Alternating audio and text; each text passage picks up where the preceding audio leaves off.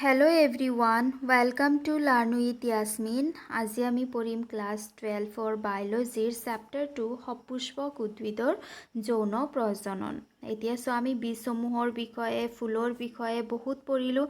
যেতিয়া বীজ বিস্তাৰণ হয় মানে ফলটোৰ ভিতৰত যে বীজ যে থাকে, ফল থাকে, ফলত্বক থাকে, তাৰ ভিতৰত যে বীজ থাকে, সেই বীজটোৰ যেতিয়া বিস্তাৰণ হয়, তাৰমানে ফল ফাটি পেলাই যেতিয়া বীজটো ওলাই যোৱাৰ পিছত বীজটো কিমান সময়লৈকে জীয়াই থাকে।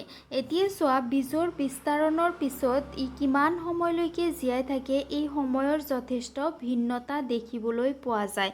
তাৰমানে কি হয়, কিছুমান এনেকুৱা ধৰণৰ বীজ আছে যি কি কৰিব পাৰে, মাত্ৰ কেইদিনমানহে জীয়াই থাকিব পাৰে।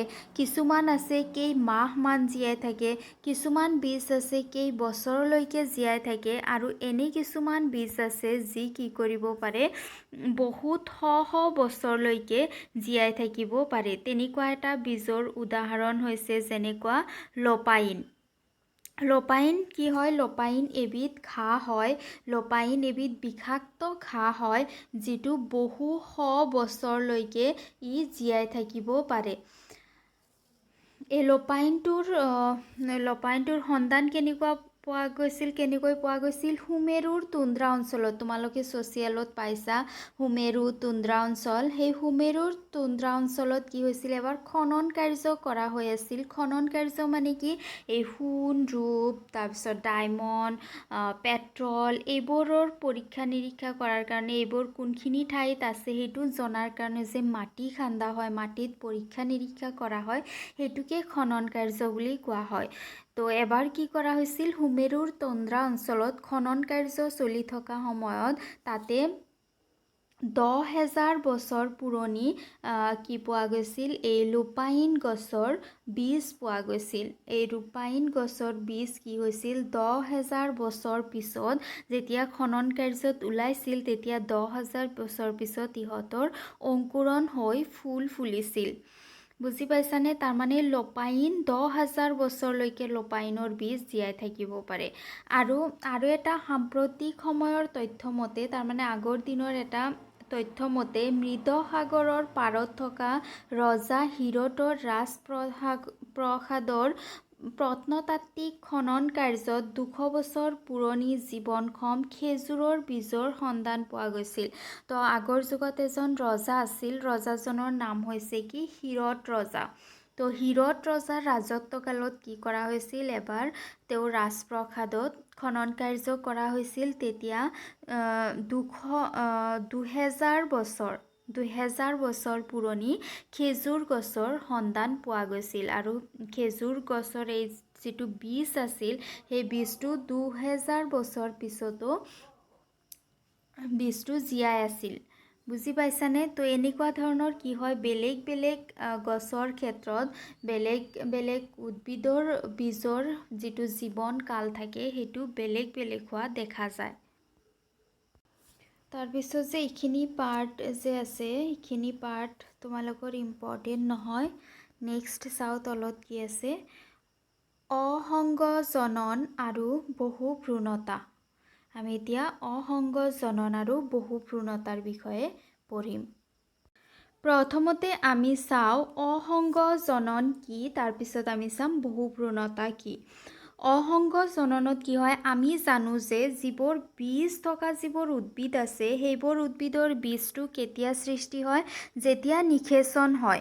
কিন্তু এনেকুৱা ধৰণৰ কিছুমান উদ্ভিদ আছে য'ত বীজ সৃষ্টি হ'বলৈ নিষেচনৰ প্ৰয়োজন নহয়। তাৰমানে নিষেচন নোহোৱাকৈয়ে বীজ সৃষ্টি হ'ব পাৰে। যেতিয়া নিষেচন নোহোৱাকৈ বীজ সৃষ্টি হয়, তেতিয়া তাক অসংগজনন বুলি কোৱা হয়। অসংগজননৰ আন এটা নাম হৈছে কি, অংগজনন। বুজি পালা? যে যদিও সাধাৰণতে বীজবিলাক নিষেচনৰ ফলত সৃষ্টি হয়, কিন্তু সূৰ্যমুখী গোত্ৰ আৰু কিছুমান ঘাঁহৰ প্ৰজাতি আছে, তাত কি হয়, নিষেচন নোহোৱাকৈয়ে এটা বিশেষ কৌশলৰ দ্বাৰা বীজ উৎপাদন হয়। ইয়াক অংগজনন বুলি কোৱা হয়। অংগজননেই হৈছে অসংগজনন। তাৰপিছত চোৱা যিটো অংগজনন আছে য'ত কি কৰে উদ্ভিদে বিভিন্ন ধৰণৰ কৌশল অৱলম্বন কৰি পেলাই বীজৰ সৃষ্টি কৰে। এতিয়া উদ্ভিদে যে বিভিন্ন কৌশল অৱলম্বন কৰি পেলাই বীজৰ সৃষ্টি কৰে ই এবিধ অযৌন প্ৰজননৰ প্ৰক্ৰিয়া, কিন্তু ই আকৌ কিছু পৰিমাণে যৌন প্ৰজননৰ সৈতেও মিলে। তো উদ্ভিদে যে বহুত কেইটা পদ্ধতি অৱলম্বন কৰে বীজ সৃষ্টি কৰাৰ কাৰণে অংগজননৰ দ্বাৰা, তাৰমানে নিষেচন নোহোৱাকৈ বীজ সৃষ্টি কৰাৰ কাৰণে উদ্ভিদে কি কৰে বহুত ধৰণৰ পদ্ধতি অৱলম্বন কৰে। কেইবাটাও ইয়াৰ পথ আছে, তাৰমানে কেইবাটাও ইয়াৰ উপায় আছে। কি উপায় আছে? কিছুমান এনেকুৱা প্ৰজাতি আছে য'ত কি নহয় হ্ৰাসাত্মক বিভাজন নহয় বা কোনো ধৰণৰ কোষ বিভাজন নহয়। যেনেকুৱা আমি জানো যে যেতিয়া গুটিৰ বা বীজৰ সৃষ্টি হয় তেতিয়া তাক কোষ বিভাজন হয়নে? যিটো ৰেণু মাতৃকোষ থাকে, পুংৰেণু মাতৃকোষ বা স্ত্ৰী ৰেণু মাতৃকোষ, সেইটোৰ বিভাজন হ'ব লাগে। কিন্তু এনেকুৱা কিছুমান প্ৰজাতি আছে য'ত কোনো ধৰণৰ বিভাজন নোহোৱাকৈয়ে ডিম্বক কোষৰ সৃষ্টি হয়। বুজিলানে? ডিম্বকৰ পৰা কোষৰ সৃষ্টি হয় আৰু এইটো লাহে লাহে ভ্ৰূণলৈ ৰূপান্তৰিত হয়। তাৰপিছত এনেকুৱা কিছুমান উদ্ভিদ আছে য'ত কি হয় যিটো ভ্ৰূণাধাৰ থাকে। ভ্ৰূণাধাৰ মানে কি? য'ত ভ্ৰূণটো থাকিব, ছাপ'জ ইয়াতে ভ্ৰূণটো থাকিব, এইটো জাগাৰ নাম হৈছে ভ্ৰূণাধাৰ। তো ভ্ৰূণাধাৰৰ চাৰিওফালে আমি জানো যে ভ্ৰূণৰ চাৰিওফালে কি থাকে? এটা আৱৰণি থাকে, কলাৰ আৱৰণি, য'ত খাদ্যবস্তু জমা হৈ থাকে। সেই খাদ্যবস্তুসমূহ এই ভিতৰত যিটো ভ্ৰূণ থাকে, ভ্ৰূণটো বৃদ্ধি আৰু বিকাশ হ'বলৈ ব্যৱহাৰ কৰে। তো ইয়াতে যিটো প্ৰদেশ থাকে, যিটো আৱৰণিটোৰ নাম কি? প্ৰদেশ, হয়নে? নিউচেলাছ ইংলিছত কয়।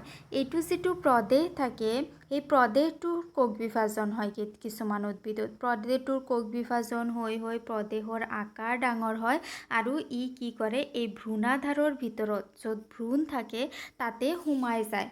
বুজি পালানে? কোষ বিভাজন হয় আৰু টেমুনা বান্ধি ভ্ৰূণাধাৰৰ ভিতৰলৈ সোমাই যায় আৰু ই লাহে লাহে ভ্ৰূণলৈ বিকশিত হয়। আৰু এনেকুৱা প্ৰজাতিৰ যিবোৰ উদ্ভিদ আছে সেইবোৰ উদ্ভিদৰ ডিম্বকত সদায় ভ্ৰূণ পোৱা যায়। ডিম্বক আছে মানে কি? ইয়াতে ভ্ৰূণ পোৱা যাব এইবোৰ উদ্ভিদৰ ক্ষেত্ৰত। অসংগজনন হ'ল, এতিয়া আমি চাওঁ বহুভ্ৰূণতা কি। যদি এটা বীজৰ ভিতৰত ভ্ৰূণৰ সংখ্যা এটাতকৈ বেছি হয় তেতিয়া তাক বহুভ্ৰূণতা বুলি কোৱা হয়। যদি যিটো বীজ থাকে, গুটি থাকে, সেইটোৰ ভিতৰত যদি ভ্ৰূণৰ সংখ্যা বহুত হয়, এটাতকৈ বেছি হয়, তেতিয়া তাক বহুভ্ৰূণতা বুলি কোৱা হয়। অসংগজনন কি? অসংগজনন হৈছে যদি নিষেচন নোহোৱাকৈ বীজৰ সৃষ্টি হয় তাক অসংগজনন বুলি কোৱা হয়। যদি বীজৰ ভিতৰত ভ্ৰূণৰ সংখ্যা এটাতকৈ বেছি থাকে তেতিয়া তাক বহুভ্ৰূণতা বুলি কোৱা হয়। আমি দৈনন্দিন জীৱনত যিবোৰ শস্য, শাক পাচলি ব্যৱহাৰ কৰোঁ সেইবোৰৰ বেছিভাগেই সংকৰ হোৱা শাক পাচলি হয়। সংকৰ মানে কি? হাইব্ৰিড, হয়নে? আমি গম পাওঁ যে আমাৰ ঘৰত যিবোৰ শস্য শাক পাচলি আহে সেইবোৰৰ বেছিভাগেই কি থাকে? সংকৰ হোৱা থাকে। আৰু সংকৰ যিবোৰ খেতি থাকে সেইবোৰ খেতি বহুত ডাঙৰ এৰিয়ালৈকে বহুলভাৱে কৰোৱা হয়। আৰু সংকৰৰ প্ৰজাতিৰ ফলত যিবোৰ খেতি হয় সেইবোৰ খেতিৰ যিটো উৎপাদনৰ মাত্ৰাও বহুত বেছি পৰিমাণে হোৱা দেখা যায়। এনে খেতিতকৈ সংকৰ খেতিৰ উৎপাদনৰ মাত্ৰা বহুত বেছি হোৱা দেখা যায়। কিন্তু সংকৰ খেতিৰ এটা বহুত ডাঙৰ সমস্যা আছে, সেইটো হৈছে কি? যিবোৰ বীজ আছে বীজবোৰক সংৰক্ষণ কৰি ৰাখিব নোৱাৰি, বীজবোৰক সঞ্চয় কৰি ৰাখিব নোৱাৰি। যদি বীজবোৰক সঞ্চয় কৰি ৰখা হয় তেতিয়াহ'লে নেক্সট ইয়াৰ যেতিয়া আকৌ খেতি কৰা হয় সেই খেতিসমূহত যিবোৰ শংকৰ গছৰ যিবোৰ গুণ থাকে, শংকৰ গছৰ কি গুণ থাকে? যে যিটো শস্য থাকে শস্যৰ চাইজ, যিটো পাচলিবোৰৰ চাইজ ডাঙৰ হয়, উৎপাদন বেছি হয়, এইবোৰ যিবোৰ চৰিত্ৰ থাকে চৰিত্ৰবোৰ নোহোৱা হৈ যায় যদি বীজ সঞ্চয় কৰি ৰখা হয়। সেইকাৰণে প্ৰতি বছৰে বীজ সৃষ্টি কৰিব লাগে। তাৰপিছত সংকৰৰ ফলত যিবোৰ বীজ উৎপাদন হয় বীজবোৰ ব্যয়বহুল হয় তাৰমানে বীজবোৰ যেনেদৰে খেতিসমূহ কৰি পেলাই যি বহুত বেছি যেনেদৰে খেতিয়ক লাভৱান হ'ব পাৰে তেনেদৰে খেতিয়কৰ খৰচো বেছি হয়। যেনেকুৱা সংকৰ গৰু যে আছে জাৰ্চি গৰু বুলি কয়, জাৰ্চি গৰুৱে গাখীৰ বহুত বেছি পৰিমাণে দিয়ে কিন্তু ইহঁতক আকৌ এনি টাইম খানাও দি থাকিব লাগে। গতিকে সংকৰৰ পৰা যিবোৰ বীজৰ যিবোৰ গছৰ সৃষ্টি হয় সেইবোৰ গছৰ পৰা উৎপাদনো বেছি হয় আৰু খেতিয়কৰ অতিশয় খৰচো হয়। যিবোৰ সংকৰ আছে সংকৰ শাক পাচলি বা যিয়ে আছে যিবোৰ সংকৰৰ দ্বাৰা সৃষ্টি কৰা হয় ইহঁতক যদি অসংগ জননলৈ পৰিৱৰ্তন কৰা হয়, অসংগ জনন বা অংগজনন মানে কি য'ত নিষেচন নোহোৱাকৈ বীজৰ সৃষ্টি হয় তেতিয়াহ'লে যিবোৰ সতি সন্ততি সৃষ্টি হ'ব সেইবোৰৰ চৰিত্ৰত একো পৃথকীকৰণ নহয়। যেনেদৰে আমি পাইছোঁ যে সংকৰত যদি বীজ সঞ্চয় কৰি ৰখা হয় তেতিয়াহ'লে যিবোৰ সতি সন্ততি সৃষ্টি হয় সেইবোৰ সতি সন্ততিৰ যিবোৰ চৰিত্ৰ থাকে চৰিত্ৰসমূহ চেঞ্জ হৈ যায়, বেলেগ হৈ যায়। কিন্তু যদি অসংগ জনন কৰা হয় তেতিয়াহ'লে সতি সন্ততিৰ চৰিত্ৰত কোনো চেঞ্জ নাহে। তেতিয়াহ'লে খেতিয়কসকলে যিবোৰ বীজ আছে বীজ সঞ্চয় কৰি পেলাই নেক্সট বাৰ আকৌ খেতি কৰিব পাৰিব আৰু প্ৰত্যেক বছৰে তেওঁলোকে নতুন নতুন সংকৰ বীজ কিনি থাকিবলগীয়া নহ'ব। তো সংকৰ বীজৰ বিষয়ে বহুত এতিয়ালৈকে বহুত বিজ্ঞানাগাৰত পৰীক্ষা নিৰীক্ষা চলি আছে যে সংকৰ বীজৰ যিবোৰ আনুবংশিক চৰিত্ৰ আছে তাৰমানে যিবোৰ বংশগতিৰ চৰিত্ৰ আছে সেই চৰিত্ৰসমূহৰ বিষয়ে যে কেনেদৰে এই চৰিত্ৰসমূহ বীজটো যদি সঞ্চয় কৰি ৰখা হয় চৰিত্ৰসমূহ কেনেদৰে কি নহয় স্থানান্তৰিত নহয় এই বিষয়ে পৰীক্ষা নিৰীক্ষা এতিয়ালৈকে চলি আছে। তো ইয়াতে আমাৰ চেপ্টাৰটো কমপ্লিট হৈ গৈছে। আমি নেক্সট ভিডিঅ'ত আমি চেপ্টাৰৰ সাৰাংশ পঢ়িম। ভিডিঅ' কেনেকুৱা পালা জনাবা। যদি ভাল লাগিছে লাইক কৰিবা, বন্ধু বান্ধৱৰ সৈতে শ্বেয়াৰ কৰিবা আৰু চেনেল ছাবস্ক্ৰাইব কৰিবা। Thank U.